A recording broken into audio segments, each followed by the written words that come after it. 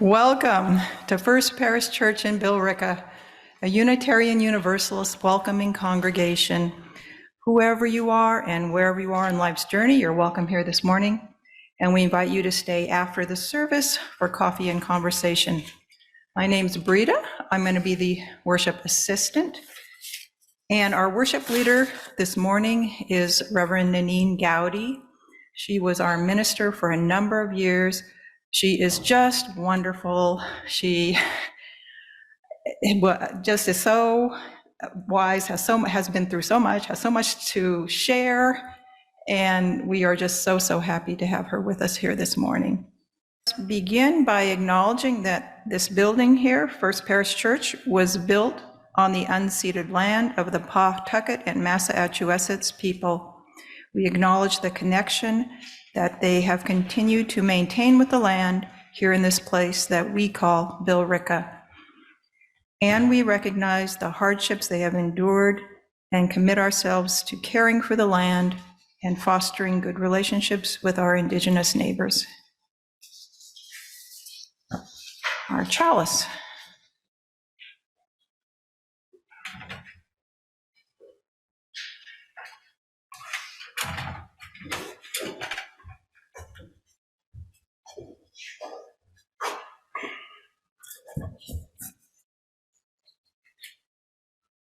Let's join together for the chalice lighting, which is in your order of service. Life is a gift for which we are grateful. We gather together in community to celebrate the glories and the mysteries of this great gift.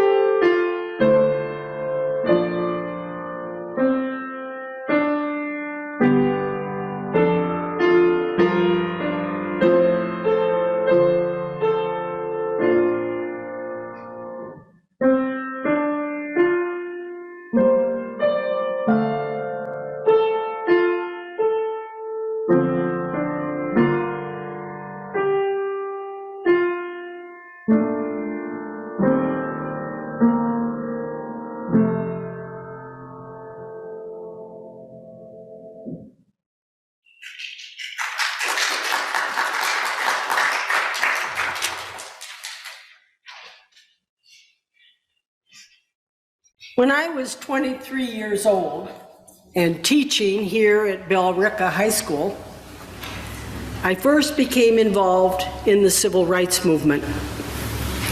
The friendships and contacts I made through the movement have shaped my life. I had friends whose grandparents had been enslaved, and they recounted stories they heard while growing up. The realities of slavery became very vivid to me, and I spent a lot of time thinking about how it would have felt to be enslaved. I concluded that being stripped of one's freedom was the worst punishment one could receive, and it made me understand the words to the Negro spiritual, "Before I'd be a slave, I'll be buried in my grave." Imagine having no choice about where you live, with whom you live, what you do every minute of every day, of someone having the ability to take your family away from you at any minute for any reason, of being totally dependent on someone else for everything you ate and everything you wear. It matters little whether those in control of your life are gentle or cruel. In the end, you have no control over any aspect of your life, and freedom becomes your ultimate goal. January is Slavery Prevention Month. Unbelievably, there are still people around the world and in the United States who are enslaved. If we have learned anything from our past, we would know how important it is to be alert to the possibility that there are people who desperately need our help. Massachusetts has played a big role in ending enslavement by color in the United States.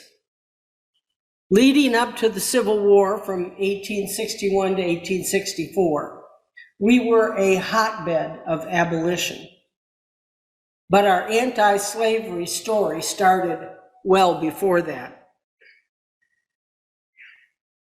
Slavery was legal in Massachusetts until 1781. It ended because of an enslaved woman named Mumbet. Mumbet was born in 1744 in upper state New York. She was seven years old, when her enslaver gave her to his daughter Hannah as a wedding present.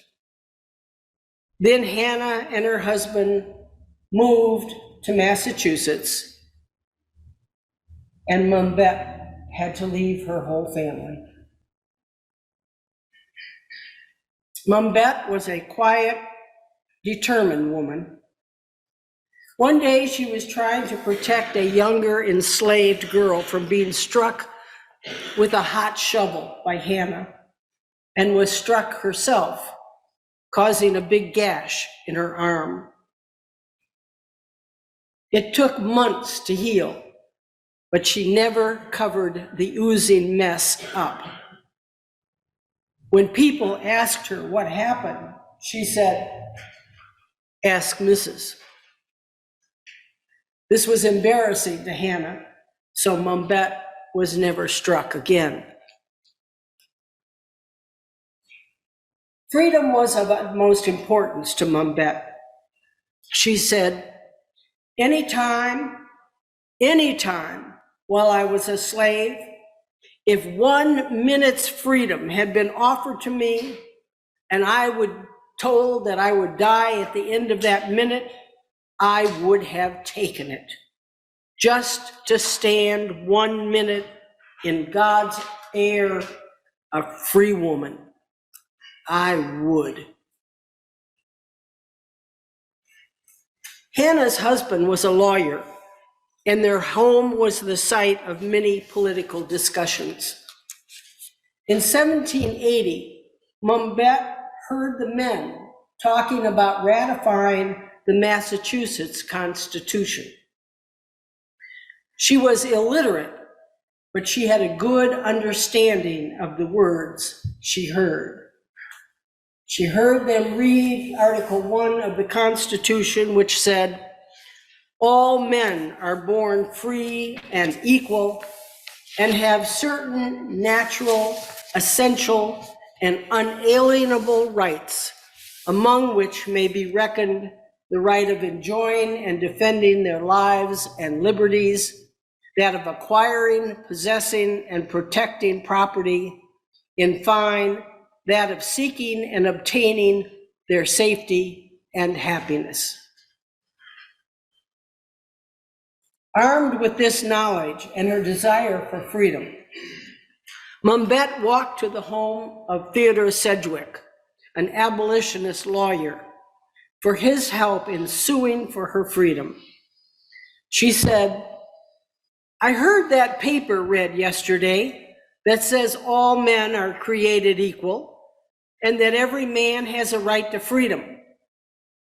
I'm not a dumb critter. Won't the law give me my freedom?"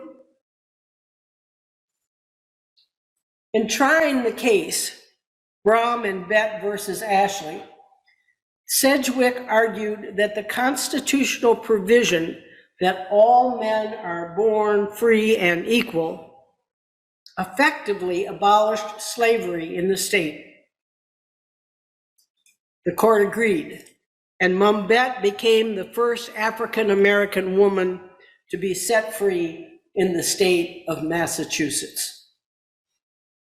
Once she was free, she changed her name to Elizabeth Freeman. She lived and worked with the Sedgwicks for the next 27 years before retiring. She lived another 21 years near her daughter in Stockbridge, Massachusetts, before she died in 1829. She is buried in the Sedgwick family plot. When I had a house in the Berkshires, Stockbridge was a nearby town. I have seen the Sedgwick home many times and have visited Elizabeth Freeman's grave. I am happy to further honor her by telling her story. Elizabeth Freeman was a quiet warrior who made it possible for hundreds of enslaved people in Massachusetts to be freed.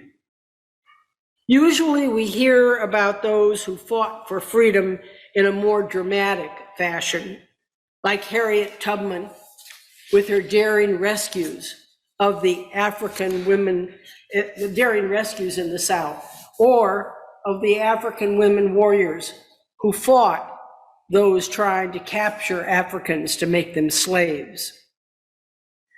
But it is important to also lift up people who find ways to change the system through legal means, the way Elizabeth Freeman did. All things are important and necessary when correcting such an injustice, as justice must be done by any means necessary. I shall carry my voice wherever there are those who want to hear the melody of freedom or the words that might inspire hope and courage in the face of despair and fear. My weapons are peaceful, for it is only by peace that peace can be attained. The song of freedom will prevail.